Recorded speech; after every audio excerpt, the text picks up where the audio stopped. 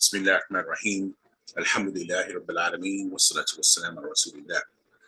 So, welcome back to the channel. This is our series on the 11 teacher rules of law. Before I start, a little bit of housekeeping. So far in the series, we've had 2 other videos. This will be number 3. If you've been benefiting for that, if you found some tips in there that you can use, and you can always, adjust them to fit the way that you fit, the way that fits your teaching style. Please remember to subscribe to the video, like it, and hit the notification bell so that you can receive alerts when we post new videos. So jumping right into it, we're going to cover our next rule, which is no talking while I'm talking. This is very important because one of the characteristics that I've observed in the mannerisms of the students I've taught in the Middle East is that they frequently, I'm sorry, it's not the students, it's everybody. You're frequently interrupted. Frequently interrupted. You'll get a thought 75% through, and then someone says, okay, well, what about this? Well, like you really want to say, hey, let me finish talking, and then it'll be clear. I can explain this to you. Let me finish talking. So you'll be interrupted quite a bit. And what happens, again, it doesn't take long for you to throw a pebble into that pond and cause a ripple effect for the students. So when one student does it, they all do it, okay?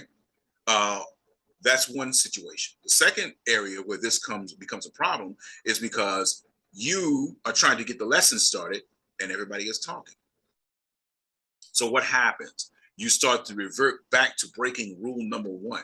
You start yelling, you start shouting, okay? Because you're trying to make your voice over their voice, and that's impossible, okay? You got 25 little voices in there all going at the same time. Your one voice is not going to be over theirs, and even if it was, why are you doing that? Why are you expending that kind of energy? So simply, this is what you do. You explain to them, there is no talking while I'm talking. When you start talking, I stop talking. It's powerful. I'm telling you, these tips, you guys, are going to preserve your sanity. And they're going to give you the dominance and the authority that you need in class so that you don't have to resort to really drastic measures to keep these kids in this classroom under control. The byproduct of that, I can tell you from 13 years of experience, the byproduct of this is that the teacher, it has 3 angles. From the teacher's standpoint, your colleagues, they really begin to respect you, and they start coming to you and saying, hey, I'm having a devil of a time with these girls. What are you doing so that I can take this technique from you?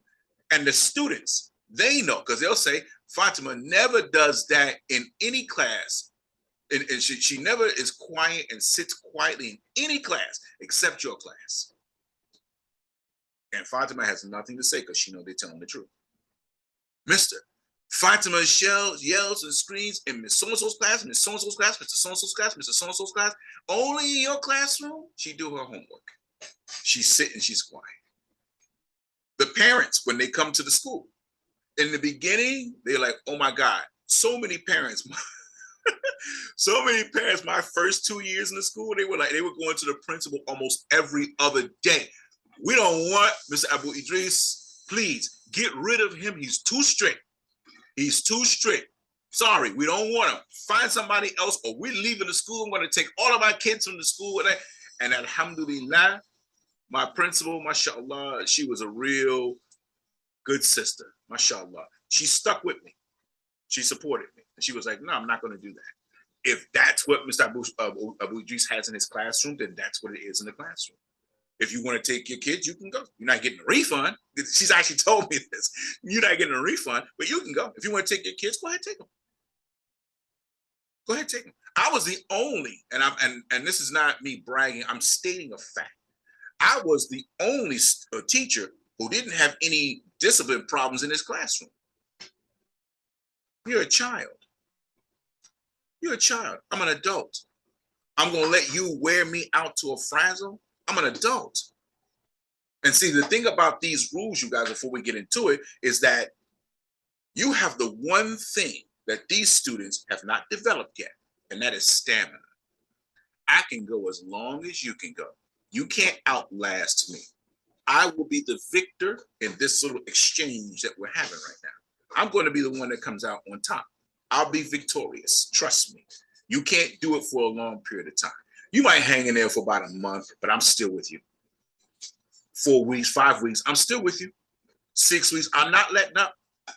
By the 7th week and a couple of well-placed phone calls and parent-teacher visits, okay, we got it under control. And the parents, they respect that, they admire that, they come to admire that. I had one parent tell me, she said, you know, Mr. Idris, when you first came to school, we did not like you. She said it wasn't personal. She said it's because we as parents were not used to being told no. They were asking, is there any chance for him to pass? No, I'm sorry, he's failing. Any chance he can make up? Nope. Can he have a project? Nope. Sorry. What do we do? Talk to him, establish better habits for how he's manages his time. But his grade has been an F. I called you here before. I spoke to you. We talked in detail. You said you'd do all these things. You promised this. You promised that. He promised, and nobody performed. So the only thing I can give him is an F. That's all he's earned. I can only give him what he's earned. He's only earned 35% of the grade. That's all I can give him. Okay. So that these methods and these techniques, eventually, if you weather the storm and you hold your ground and you stand your ground, because they're going to be teachers and parents and administration who are really not going to like what you're doing in the beginning, because this is not how it's been done. As long as you're not breaking any school rules or any laws, okay, as long as you're not endangering anybody, trust me, weather the storm. Weather the storm. If they don't renew your contract, they don't renew your contract. But trust me, when you start to get results, and I used to tell my principal this all the time in the first couple of years, I said, you might not like what I do, but I get results. You might not like the way I do it, but when you see Abdullah's grades coming up from 69% to 74, to 78, to 82, to 91, obviously he's learning. And obviously I've created an environment after Allah's help that he can actually learn something. I had a student from grade 10. I was absent one day. I took a mental health day. I just didn't feel like going into school. And I'm not going to be at my best, so why even go in? So I said, I'm going to stay home today. I went back the next day. And I really thought that they would have a break, like enjoy the break from me not being there, because I was really tough on these guys. They came, Mr. Where are you? We didn't see you yesterday. What happened? Where were you? You didn't come to school? I said, I was sick. I just took a day off. Mister, please don't do that, please. Miss Sosa came to class. She didn't know what to do. He was running around yelling and screaming. Wallahi, I want to see what you were doing there. And they just started dry snitching on each other. And so one kid, he came to me later and he said, Mister, really? He said, please don't miss school again. He caught me out in private. He said, for the first time in my life, I understand English grammar.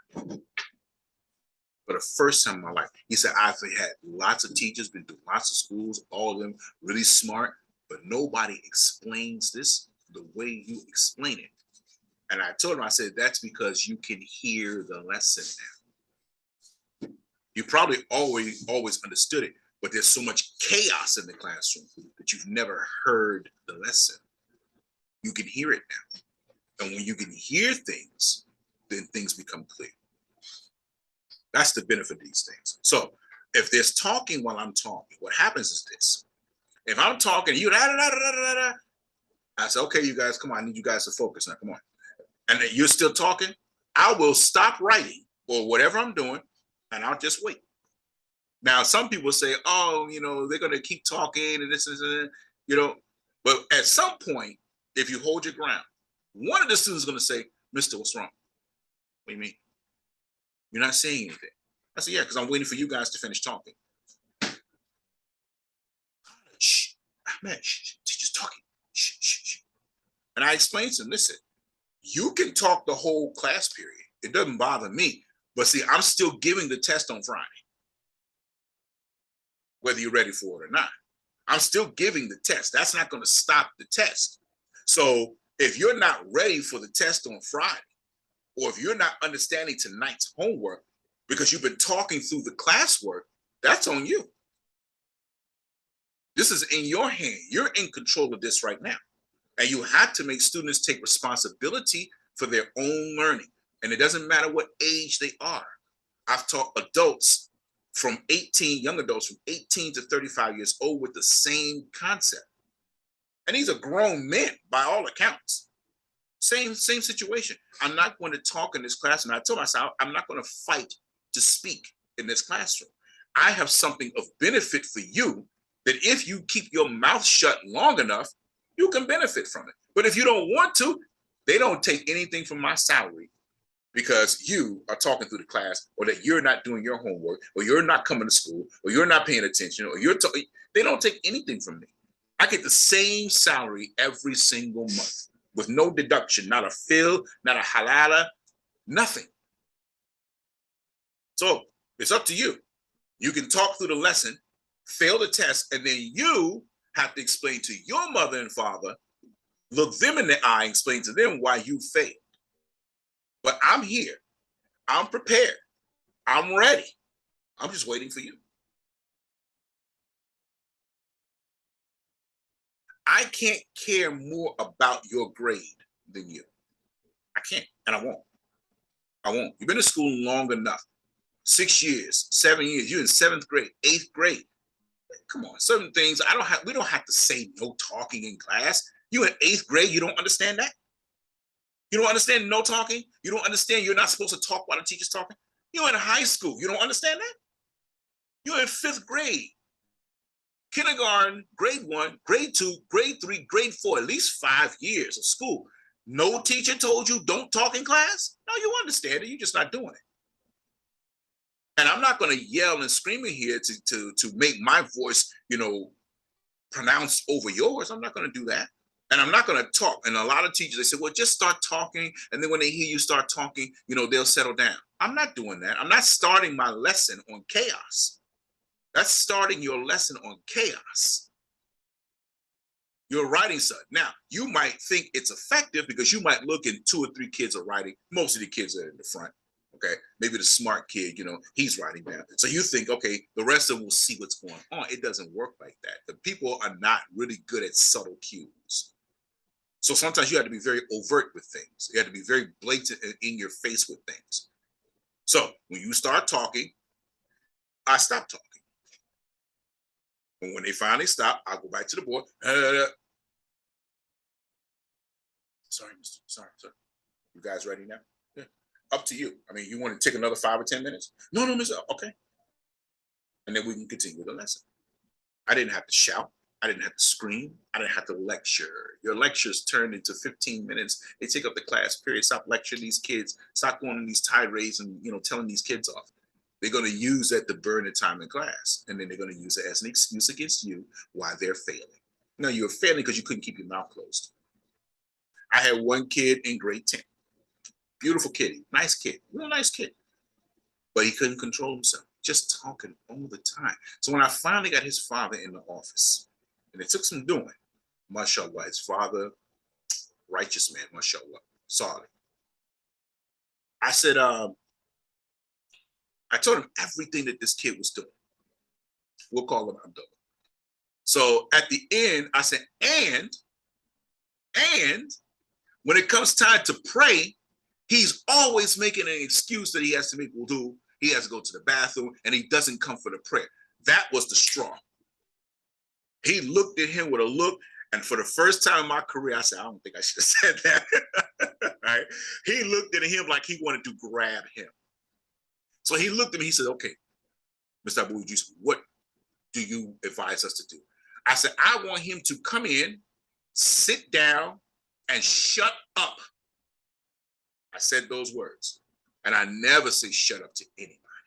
But I had to I had to use strong language, what I call strong language. I never tell people to shut up. It's not, I don't tell my children to shut up. I don't tell my students to shut up. I don't tell my friends to shut up. I don't tell my wife to shut up. I don't tell anybody, shut up. That's very, very hard, okay? But it needed to be said. Come in, sit down, shut up, and listen to the lesson. He said, okay, you got it. He said, if you get any more problems out of him, let me know. I think his mother and father were both lawyers. both of them. I never had another incident of this kid again, not another one. And he was on break at prayer on time. I'll go into another reason why I have those kinds of conferences in another video. But we don't talk while the students are talking. When they start talking, we stop talking. When they stop talking, we start talking again. I have something of value to give you in this lesson, something that you're going to need, okay? And in closing, I've told my students, and I tell them off and on to remind them, listen, I need you guys to understand something. I don't need you. And that gets the weirdest look from the students. I said, now let me explain what I mean by that. I will be a teacher anywhere in the world I go. I don't need you to be a teacher. I can go across town and be a teacher. I can go to another country and be a teacher. I can go back to my country and be a teacher. But you can't get out of grade 7 without me. So I don't need you. You need me. And I have something that's going to help you get out of grade 7, out of grade 9, out of grade 12, out of grade 5. If you will take it, if you will be quiet long enough so I can give it to you. If you're not understanding the assignment, it's because you were talking too much in class. So that's your third rule. No talking while I'm talking. Now, that's different from active discussions, right? If we're having a discussion on something and there's maybe even a student might say, well, no, this is like this. And everybody go, no, that's wrong, that's wrong, that's wrong. And I might say, well, hey, explain what you mean by that. You know, defend your position. Why do you think that that's right? We could do that. That's healthy. That's class participation. That's okay. Okay. But if I'm trying to explain a point that you need to know, that you need to understand, or give you something really important, and you can't stop talking to your friend next to you, that's the kind of talking we're not going to tolerate. Okay. But healthy discussions. My first school, when I went back the second time, I actually was in charge of, we organized and created a debate team. We didn't win any debates, but we taught them the art of how to debate, how to come up with your points, how to prove your point, you know, and we had like mock debates in the school with the class. It was really fun. It was really fun. So those kinds of talking, that kind of talking, healthy, active discussions, that's okay. That's perfectly okay. You want that, okay? But we don't want that when we have to give you elements to help you understand the lesson that you're talking, you know, needlessly to your friends, and you won't settle down. So that's it, you guys. Again, if you like any benefit, like, subscribe, and hit the notification button.